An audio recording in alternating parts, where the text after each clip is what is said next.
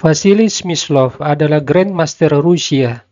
Dia lahir pada tanggal 24 Maret 1921 dan meninggal tanggal 27 Maret 2010.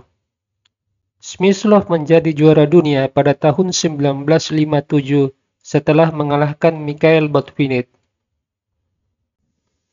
Hari ini kita akan menganalisa sebuah game yang sangat menarik.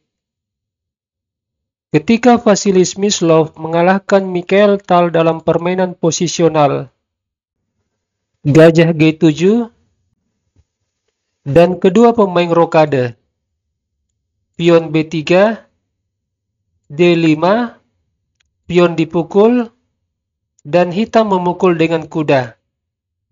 Menyerang posisi kuda C3. Kuda dilindungi dengan gajah. Setelahnya, kedua pemain melakukan pertukaran dua perwira sekaligus, yang menyebabkan permainan dilanjutkan tanpa menteri. Kemudian Mikhail Tal yang memiliki kelemahan dalam bermain posisi langsung menempatkan gajahnya di F5. Mikhail Tal kurang sabar dalam membangun posisi yang kuat. Dia lebih suka mencari kesempatan untuk serangan cepat daripada mempertahankan posisi secara konsisten. Hal ini dapat memberi kesempatan bagi lawan untuk mengembangkan kontra serangan atau mencari kelemahan dalam posisinya. Kuda H4, ini memberi kesempatan Smyslov menyerang gajah dengan kuda, dan memberi tempo membuka akses gajah menyerang kuda C6. Sebuah hal yang sederhana, tetapi bagi Smyslov, posisi ini sudah cukup untuk diolah menjadi keunggulan. Mikhail Tal mengundurkan gajah. Kita sekarang memasuki langkah ke-14. Mungkin Anda melihat posisi ini seimbang, tetapi tidak bagi Smyslov. Dalam skenario Smyslov, putih memiliki kesempatan untuk menciptakan kelemahan dengan merusak struktur pion setelah gajah kali kuda. Pion kali gajah, hitam tidak hanya mengalami kerusakan struktur pion, tetapi juga memiliki pion susun. Pion C5 menjadi sasaran serangan kuda. Smyslov lalu mengalihkan kudanya dari sayap raja ke sentrum. Pion F6, kuda D2, benteng D8, kuda E4. Posisi yang ideal buat kuda menekan pion dan berencana menduduki petak C5. Pion C4, kuda C5, gajah F5, pion F3. Dengan rencana dorong pion E4, direspon gajah C2, Tal mencoba membuat gajahnya lebih aktif. Tetapi gajah ini sebenarnya tidak berdaya, karena pergerakannya dibatasi oleh pion putih yang berada di petak terang.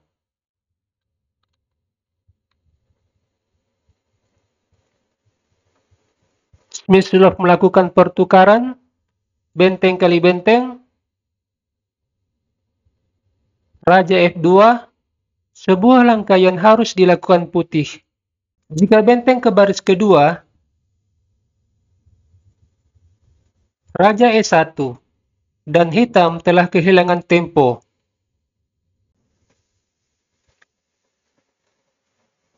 Tal melangkah raja F7, pion B4, gajah F5. Sekarang Tal berencana menempatkan benteng di baris kedua. Smyslov mencegah rencana Tal dengan raja E1.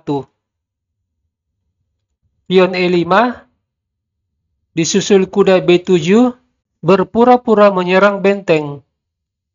Tetapi tujuan sebenarnya dari pergerakan kuda ini adalah petak A5, menyerang pion C6. Setelah kuda diserang balik, kuda A5. Kuda menyerang dua pion sekaligus. Hal ini membuat hitam berada dalam posisi sulit. Pion didorong, Smyslov lalu mengambil keuntungan satu pion. benteng DD5 mencoba mendapat kembali pionnya yang hilang. Pion dipertahankan dengan kuda. Benteng D7, kuda menyerang gajah. Raja E7, pion menyerang gajah. Gajah mundur, dan benteng dialihkan ke jalur terbuka. Sangat penting bagi benteng berada di jalur terbuka. Kontrol jalur terbuka dapat memberi pengaruh yang signifikan dalam permainan. Kemudian Tal menyerang pion dengan benteng. Hal ini membuat Smyslov mengadu benteng. Benteng ditukar, kuda kali benteng, Raja D7, kuda D6, pion H6, Raja F2, Raja C6, Raja E3, pion A5, kuda menyerang pion, pion didorong, lalu kuda menyerang gajah, gajah D7, pertukaran pion, dan Smyslov melakukan langkah cerdik, pion F4, menghilangkan kontrol hitam atas petak D4 dan petak F4, di mana raja akan melakukan ekspansi melalui kedua petak ini. Tal tidak ingin Raja Smyslov menempati petak D4 atau F4. Dia membawa rajanya ke D5. Pion C6 menghilangkan konsentrasi gajah yang melindungi pion F5. Gajah CD8, pion terus melaju, raja mengejar pion, pion H4. Sampai di sini Mikhail Tal menyerah. Jika dilanjutkan misalnya gajah D7,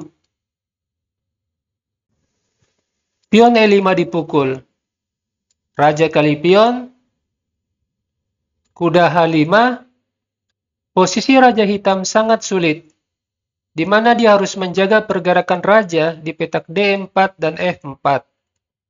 Jika hitam melangkah gajah CD8, kuda F4, gajah B7, kuda skat, memaksa raja kehilangan kontrol atas petak D4 dan petak F4. Raja bergerak mendekati kuda,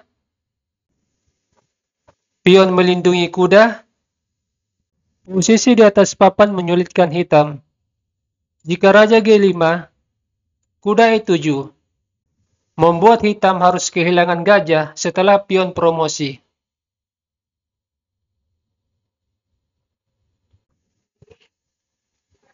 Atau jika di posisi ini, gajah CD8, raja F4, raja E6, kuda H4, raja F6, kuda G2, gajah B7, kuda E3 menyerang dua pion sekaligus, dan putih akan menghabisi pion hitam.